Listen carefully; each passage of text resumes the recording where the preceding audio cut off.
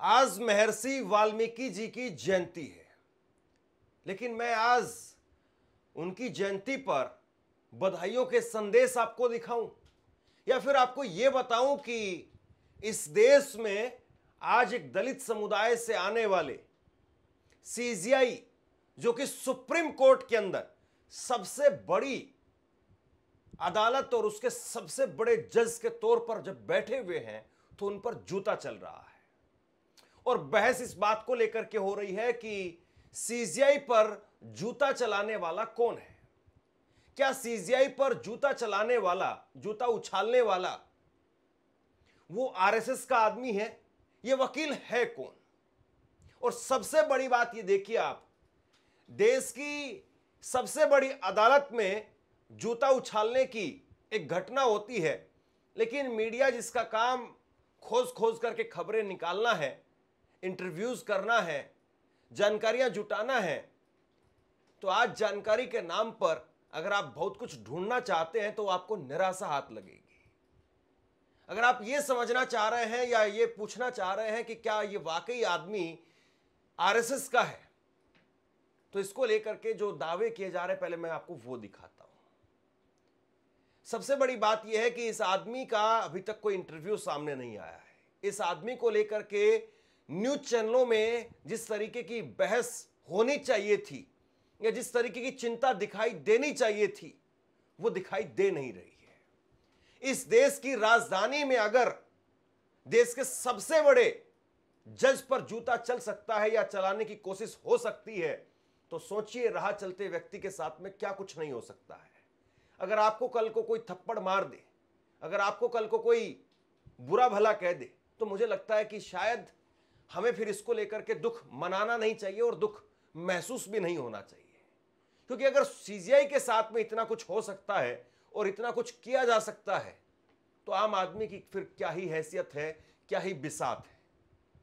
सबसे बड़ी बात तो यह है कि सीजीआई ने, बीआर गवई साहब ने उस शख्स को खुद जो है वो कहा है कि इस पर कार्रवाई ना की जाए, और दिल्ली पुलिस ने उस शख्स को रिहा कर दिया है और दिल्ली पुलिस ने उसका जूता भी लौटा दिया है।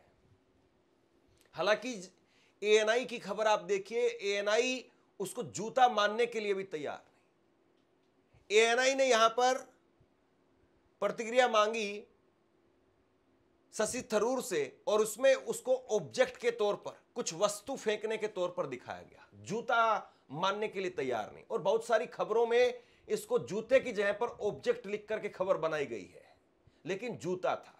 ये आप देखिए, एनडीटीवी की खबर है। एनडीटीवी की खबर में कहा गया है कि जूता वापस कर दिया गया है और उस शख्स को रिहा कर दिया गया है। कोर्ट रूम में जूता उछालने वाले वकील को सीजीआई गवई ने जूता भी वापस दिलाया और रिहा भी कराया। न्यूज 24 ने इसको लेकर के लिखा है, जूता फेंकने वाले वकील पर सीजीआई गवई नहीं चाहते कोई कार्रवाई। किशोर ने सीजीआई के सामने जूता फेंकने का प्रयास किया था और जोर से कहा था, भारत सनातन धर्म के अपमान को बर्दाश्त नहीं करेगा। पुलिस के मुताबिक सुप्रीम कोर्ट ने कोई मामला दर्ज नहीं किया और वकील को रिहा करने की मांग की। जूता और दस्तावेज भी रिहा कर दिए गए हैं। तो एक तरफ तो सीजीआई बीआर गवई साहब हैं, जिनके ऊपर जूता चलाने की कोशिश की गई और वो भी उन्हीं की अदालत में। अगर कोई तू भी बोल दे, अगर कोई अदालत के अंदर ऊंची आवाज में बात भी कर दे, तो उसको भी अदालत की तौहीन माना जाता है, उस पर भी मानहानि का केस हो सकता है। लेकिन यहां पर जूता उछालने वाले व्यक्ति को भी रिहा कर दिया गया। और दूसरी तो एक तस्वीर देखिए आप, एसएस बोबड़े, ये भी सीजीआई थे। एक ट्वीट कर दिया गया था, प्रशांत भूषण ने एक ट्वीट किया था, और मुझे लगता है कि इस खबर को इस एंगल से शायद किसी ने समझने की कोशिश की भी नहीं होगी। एसएस बोबड़े पर एक ट्वीट किया गया था, प्रशांत भूषण ने ट्वीट किया था, और प्रशांत भूषण ने ट्वीट करके कहा था कि एसएस बोबड़े साहब वो एक मोटरसाइकिल पर बैठे हैं और ये मोटरसाइकिल एक खास नेता के बेटे की है। और इस पर फिर बाद में इतना बवाल मचा कि मानहानि का मुकदमा चलाने की बात हुई और आखिरकार फिर सुप्रीम कोर्ट ने ₹1 का जुर्माना लिया। एक तरफ फोटो ट्वीट करने पर, और वो भी सुप्रीम कोर्ट के वकील थे प्रशांत भूषण, और ये राकेश किशोर ये भी सुप्रीम कोर्ट के वकील हैं। जूता उछालने पर रिहाई हो जाती है, जूता वापस दिलवाया जाता है, दस्तावेज वापस दिलवाए जाते हैं। लेकिन अब सवाल वही कि ये आदमी है कौन, ये वकील है कौन। हालांकि सुप्रीम कोर्ट में अब ये वकालत नहीं कर पाएगा, इसका लाइसेंस बार ने कैंसिल कर दिया है। अब ये सुप्रीम कोर्ट के अंदर वकालत नहीं कर पाएगा। लेकिन मुझे लगता है कि इतना करना शायद काफी नहीं है, क्योंकि एक मिसाल तो कम से कम पेश होनी चाहिए थी। क्योंकि कल को कोई भी वकील जूता निकाल सकता है। अब कम से कम अदालत ये फरमान तो जारी कर नहीं सकती है कि वकील जो अदालत में आएंगे वो जूता बाहर निकाल करके आएंगे। अदालत ये काम तो कर नहीं सकती है। तो जूता कल को किसी और का भी निकल सकता है। अगर आप मिसाल पेश नहीं करेंगे, ऐसी घटनाओं को रोकने के लिए जो सख्त कार्रवाई की जरूरत थी, अगर वो नहीं की, तो क्या फिर ऐसी घटनाओं की पुनरावृत्ति नहीं होगी? यह भी अपने आप में बहुत बड़ा सवाल है। लुटियंस मीडिया ने इसको ट्वीट करते हुए लिखा कि सीजीआई गवई के ऊपर जूता फेंकने वाला राकेश किशोर का संबंध आरएसएस से है। राकेश किशोर कई बार आरएसएस की शाखाओं में शामिल हुए हैं, ये लुटियंस मीडिया ने लिखा। इसके बाद में कांग्रेस के प्रवक्ता सुरेंद्र राजपूत ने ट्वीट करके कहा, जस्टिस बीआर गवई दलित हैं, सीजीआई के ऊपर जूते से हमला करने वाला राकेश किशोर संघ समर्थक बताया जा रहा है। वो लगातार संघ के कार्यक्रमों में जाता रहा, ऐसा कहा जा रहा है। पर सत्ता के समर्थक मीडिया मौन है, कोई डिबेट नहीं होगी किसी चैनल पर। आखिरकार क्यों? जरा सी बात पर डिबेट करने वाला गोदी मीडिया आखिरकार इतनी बड़ी घटना पर मौन क्यों है? यह तो शुद्ध सत्ता समर्थक प्रयोग है। चीफ जस्टिस ऑफ इंडिया के ऊपर जूते से हमला करने वाला राकेश किशोर राइट विंगर लीनिएज का बताया जा रहा है कि वो संघ के काफी कार्यक्रमों में रहता था। क्या भारतीय जनता पार्टी से उसका कोई संबंध है या संघ से संबंध है? इस चीज को लेकर के हमारा मीडिया, हमारा सत्ता समर्थक मीडिया मौन है। कोई इन्वेस्टिगेशन नहीं, कोई डिबेट नहीं। सीजीआई के ऊपर जूता चला, लेकिन मीडिया मौन। मीडिया जो है इसको डाउन प्ले करने की कोशिश क्यों कर रहा है? और अगर इसको डाउन प्ले करने की कोशिश कर रहा है तो क्यों ना हम इस मीडिया को गोदी मीडिया कहें, लटपट मीडिया कहें या लंपट मीडिया कहें, जो देश के संविधान प्रमुख के ऊपर जूता चलने की घटना को कोई घटना ही नहीं मानता और हल्की सी कोलंबिया में किसी यूनिवर्सिटी में श्री राहुल गांधी जी की स्पीच को सर पे उठा लेता है। संबित पात्रा कोई बात कह देते हैं, उसको सर पे उठा लेता है। जरा सी बातों पर जो लोग पूरे देश में हंगामा करने वाले हैं, डिबेट करने वाले हैं, वो इतनी बड़ी घटना संविधान के रक्षक के ऊपर जूता फेंकने की घटना हुई है, उस पर आखिर चुप है तो है क्यों? क्या गोदी मीडिया या लटपट मीडिया या लंपट मीडिया ये बताएगा? आपसे कुछ कहना चाहता हूं। आज के वक्त में पत्रकारिता करना कितना मुश्किल काम है, लेकिन अगर ऐसे में भी कोई आपकी खबर दिखा रहा है, कोई आपके मुद्दे पर बात कर रहा है, तो आपको भी उसका साथ देना चाहिए। अगर आपको लगता है कि मेरी पत्रकारिता सही है, मैं आपके लिए आपकी खबर वो दिखा रहा हूं, तो ऐसे में आप मेरा सहयोग कीजिए। आप इस वीडियो को जब लाइक करेंगे तो लाइक के साथ में ही एक थैंक्स का बटन आपको दिखाई देगा।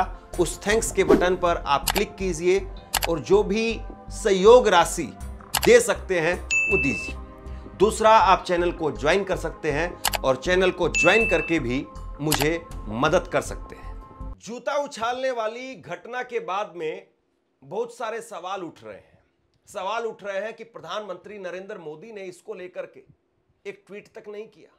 प्रधानमंत्री नरेंद्र मोदी आहत हो जाते हैं कि अगर कोई एक मामूली सा आदमी उनकी माताजी को लेकर के अपशब्द कह देता है तो प्रधानमंत्री आहत हो जाते हैं। लेकिन अगर उन्हीं के रहते हुए देश की राजधानी में, जहां पर अब ऊपर से लेकर के नीचे तक उन्हीं का राज है, तो वैसे में क्या फिर उनको फर्क नहीं पड़ता है जब सीजीआई पर जूता उछाला जाता है या जूता उछालने की कोशिश होती है?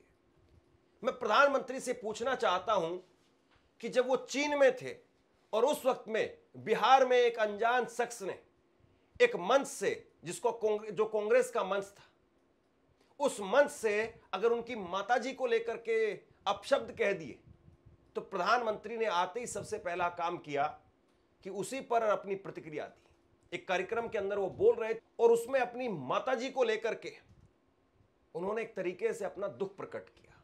और इसके बाद में प्रधानमंत्री ने उस वक्त में बिहार के लिए कुछ खास नारे भी दिए थे। महिलाओं का अपमान नहीं सहेगा बिहार, इस तरह के नारे दिए थे। तो क्या बिहार के चुनाव में दलित जो आबादी है, एक बहुत बड़ी आबादी है, निर्णायक आबादी है, क्या बी.आर. गवई साहब को लेकर के अगर विपक्ष यही काम करता तो प्रधानमंत्री, बीजेपी, आरएसएस और फिर मीडिया इस पर क्या ही बोलता। हर मां बहन को मैदान में उतर करके उनसे जवाब मांगना चाहिए। हर गली मोहल्ले में से एक ही आवाज आनी चाहिए, मां को गाली नहीं सहेंगे, नहीं सहेंगे। इज्जत पर वार नहीं सहेंगे, नहीं सहेंगे। आरजेडी का अत्याचार नहीं सहेंगे, नहीं सहेंगे। कांग्रेस का वार नहीं सहेंगे, नहीं सहेंगे। मां का अपमान नहीं सहेंगे, नहीं सहेंगे। साथियों, देश की नारी शक्ति का सशक्तिकरण हमारी सरकार की सर्वोच्च प्राथमिकता है। उनके जीवन से मुश्किलें कम करने के लिए कांग्रेस के नेता पवन खेड़ा वो ट्वीट करके लिखते हैं कि देश के मुख्य न्यायाधीश पर दिन दहाड़े कोर्ट में हमला हुआ, घंटों बीत गए, लेकिन देश के प्रधानमंत्री, गृह मंत्री की एक प्रतिक्रिया तक नहीं आई। वैसे तो प्रधानमंत्री जी किसी खिलाड़ी की उंगली पर चोट लगने पर भी ट्वीट कर देते हैं। क्या ये उनकी चुप्पी हमले की मौन स्वीकृति नहीं है? ये जो है वो सवाल पूछा जा रहा है। लेकिन इन सारी चीजों को मुझे लगता है कि आपको किनारे रख देना चाहिए। अगर आप देखना ही चाहते हैं, समझना ही चाहते हैं या महसूस ही कुछ करना चाहते हैं तो मुझे लगता है कि आपको ये ट्वीट देखना चाहिए। ये ट्वीट है अजीत भारती का, और न केवल इन्होंने ट्वीट किया बल्कि इसके बाद में पूरी ढठई के साथ में इसका बचाव भी किया और इसके समर्थन में ही कूदते रहे। अजीत भारती ने ट्वीट करके लिखा कि आज सीजेआई गवई को एक वकील का जूता लगते लगते रह गया। अधिवक्ता ने गवई के डायस के पास जाकर जूते उतारे और मारने ही वाला था कि सुरक्षाकर्मी ने उसे पकड़ लिया। जाते जाते वकील ने कहा, सनातन का अपमान नहीं सहा जाएगा। आगे देखिए, सबसे भयंकर जो लाइन लिखी है वो यही है, यह आरंभ है ऐसे पतित हिंदू विरोधी कायर जजों के साथ सड़कों पर भी ऐसा ही होगा। यदि वो आदेश में लिखी जाने वाली बातों से इतर अपने विसेले हृदय के उदार हिंदुओं को नीचा दिखाने के लिए प्रकट करेंगे। ये कह रहे हैं सड़कों पर भी ऐसे ही पतित, ऐसे ही हिंदू विरोधी कायर जजों के साथ में सड़कों पर भी ऐसा ही होगा।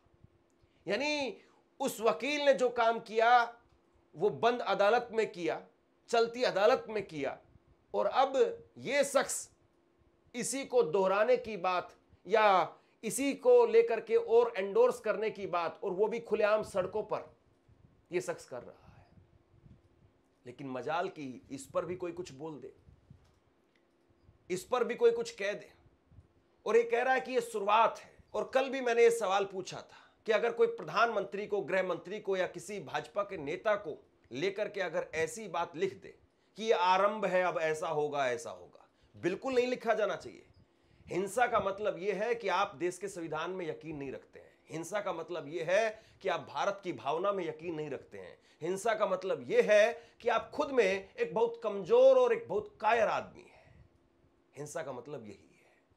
लेकिन जरा सोचिए, आप अगर कोई प्रधानमंत्री को लेकर के, अगर किसी भाजपा के नेता को लेकर के लिख दे तो क्या फिर इतनी चुप्पी होगी, इतना ही सन्नाटा होगा?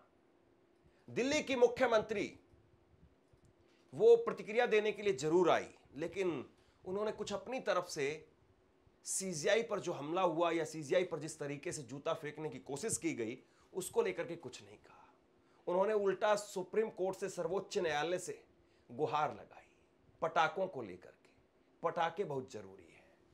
इन्होंने तो यहां तक कह दिया कि पटाखों के बिना, आतिशबाजी के बिना दिवाली अधूरी है। खैर, पटाखे फोड़िए। ग्रीन पटाखे के नाम पर छूट मिल रही है, ग्रीन पटाखों के नाम पर छूट दी जा रही है। अब ग्रीन पटाखों की आड़ में कितने पटाखे चलेंगे? और दिवाली तो छोड़ दीजिए आप, अभी बारिश हुई दशहरे के दिन, और फिर भी उसके बावजूद दशहरे पर कितने पटाखे छोड़े गए हैं रावण के अंदर। आप दिल्ली में रहने वाले किसी शख्स से पूछ लीजिए। और जब दिवाली आएगी और दिवाली के बाद में वो दम घोटू हवा जो पूरे दिल्ली एनसीआर का दम घोटने लगेगी, तब क्या ही होगा।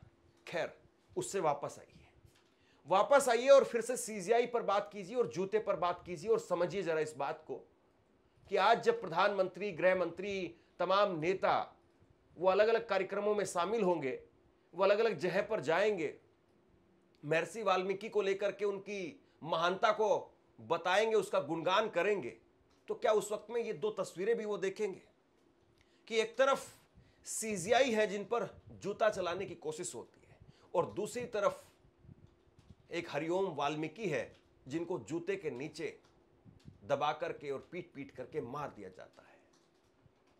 क्या इस तस्वीर पर भी बात होगी? महर्षि वाल्मीकि, उन्होंने तो सबरी का प्रसंग लिखा था। महर्षि वाल्मीकि, उन्होंने तो अपने पूरे जीवन को पलट करके दुनिया को दिखा दिया। महर्षि वाल्मीकि जिन्होंने अपने आप को उस मुकाम पर स्थापित किया जिसके बाद में दुनिया ने उनको महापुरुष माना। लेकिन सवाल यह है कि आज जब आपके हाथ में सत्ता है, पावर है, तो आप क्या लिख रहे हैं? आपके दौर में क्या लिखा जा रहा है? आपके दौर में क्या हो रहा है? आपके दौर में किस किस तरीके की घटनाएं हो रही हैं, और उस पर आप कितना खामोश हैं?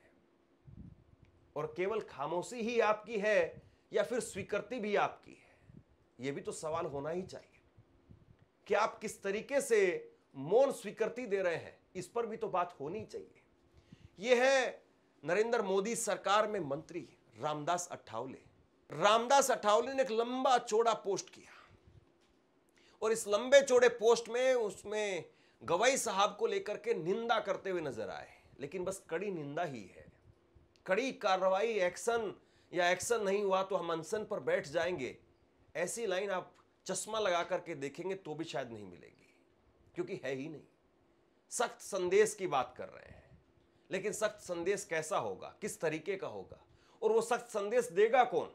प्रधानमंत्री देंगे, गृह मंत्री देंगे, या फिर उनकी दिल्ली पुलिस देगी? सीजीआई साहब ने तो माफ कर दिया, सीजीआई साहब ने तो छोड़ दिया, लेकिन एक समाज के तौर पर, एक प्रशासक के तौर पर, एक प्रधानमंत्री के तौर पर, एक गृह मंत्री के तौर पर, क्या आप इस बात को स्वीकार कर सकते हैं कि देश की राजधानी में सीजीआई पर जूता चल जाता है, और जूता चलाने वाला वकील, उस पर कुछ ना हो? या फिर यूं कहूं कि जूते चलाने वाले वकील को महज कुछ महीनों के बाद में या कुछ सालों के बाद में एक बड़े नेता के तौर पर हम देखेंगे, और वो बड़ा नेता कौन सी पार्टी का झंडा उठाए होगा, वो बड़ा नेता किस तरीके से मीडिया के अंदर एक राजनीतिक विश्लेषक के तौर पर बैठ करके अपनी बातें कह रहा होगा। जरा इस बात को भी देखिए। अभी उसके इंटरव्यू कोई नहीं कर रहा है, क्योंकि अभी मामला थोड़ा सा शांत करना है। और जरा ये भी सोचिए कि इसने ये जूता फेंकने का काम किया, ये कल ही क्यों किया? क्या पता था इसको कि कल चुनाव आयोग प्रेस कॉन्फ्रेंस करने वाला है, बिहार के चुनाव की घोषणा होने वाली है?